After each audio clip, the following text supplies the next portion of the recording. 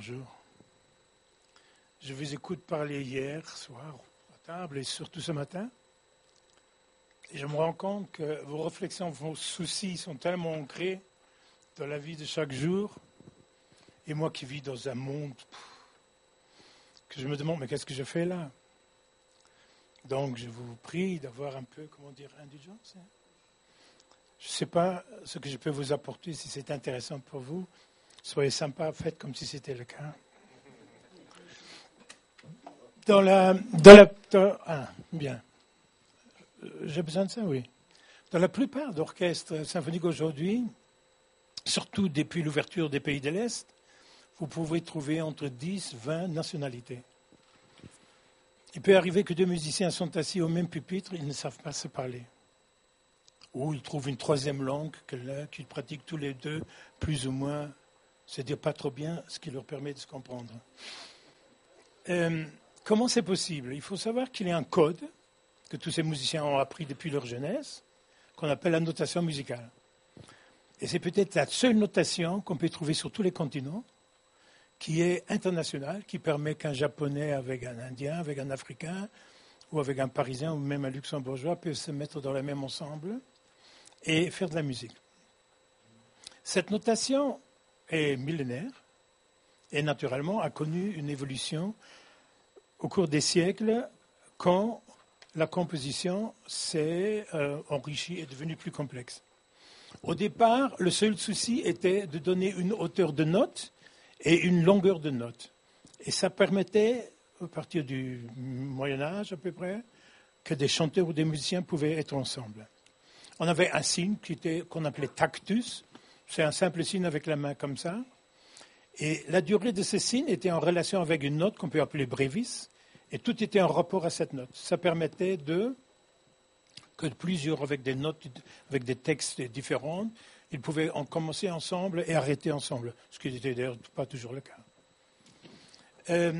Au cours du XVe et surtout XVIe siècle, sous l'influence de l'humanisme, ce qui jouait de plus en plus un rôle important de la musique, c'était la langue.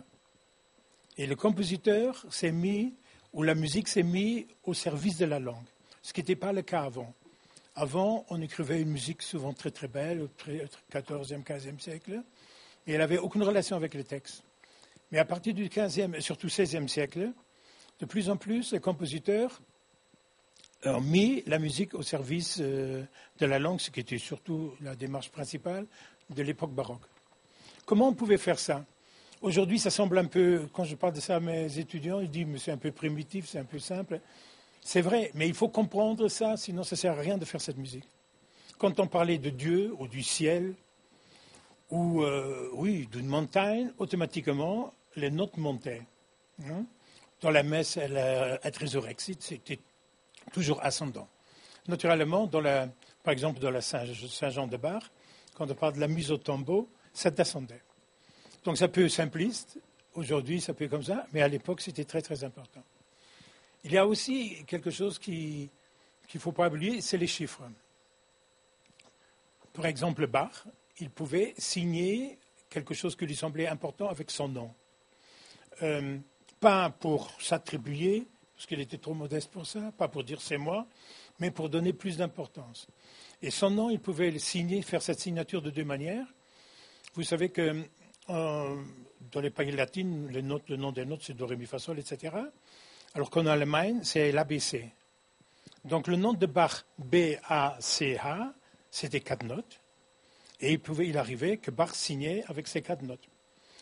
Mais il pouvait aussi signer, par exemple, un passage qui est très connu pour ça, c'est dans la Matthieu, quand il dit « Wahrlich, dieser ist Gottes Sohn gewesen », c'est-à-dire, en vérité, ceci c'était le Fils de Dieu. Les basses chantent 14 notes. Et 14, c'est le nom de Bach. B, c'est 2, A, c'est 1, C, c'est 3, etc. Et ça, on trouve souvent dans la musique du 15e, 16e, tous ces symboles. Il y a aussi le symbole de la croix. La croix, ça pouvait être des notes qui étaient pam, pam, pam, puis qui donnaient une croix. On trouve ça chez Handel dans la Messie, on le trouve encore dans le Requiem de Mozart. Ce qu'il faut savoir que le compositeur jusqu'à Bach, donc jusqu'au milieu du XVIIIe siècle, il écrivait une œuvre sans donner la moindre information comment il faut jouer cette œuvre. Ici, c'est la Passion, c'est la Saint-Jean de Bach. Je l'ai avec moi parce que je commence demain à travailler ça. Ça dure 2h30. Il y a 10 petites annotations, piano, sinon il n'y a rien.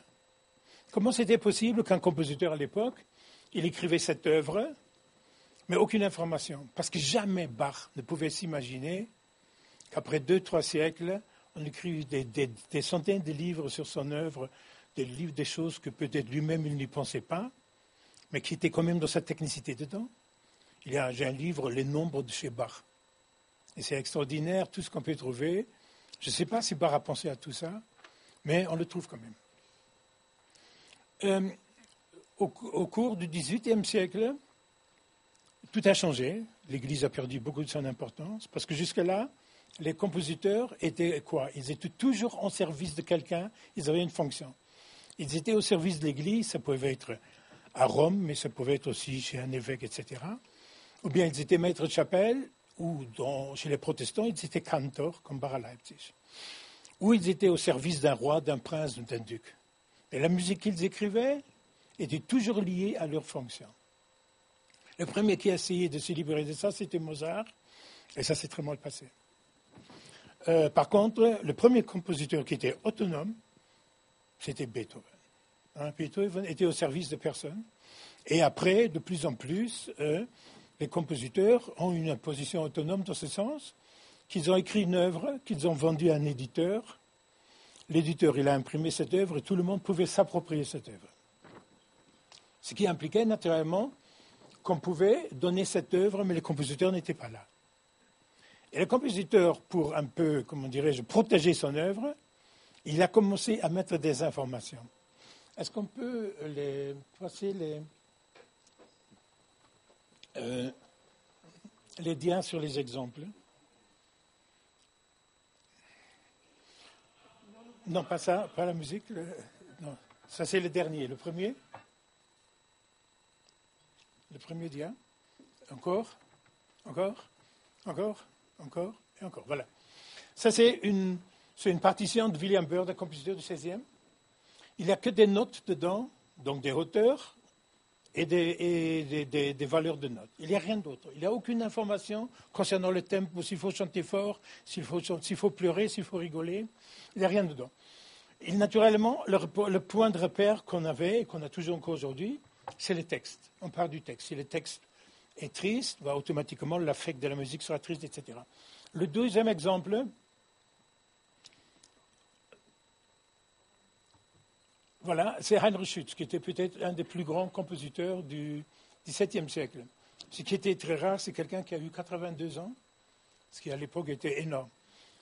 Là, c'est une œuvre qui date de 1619, c'est les psaumes de David. C'est à 3 chœurs.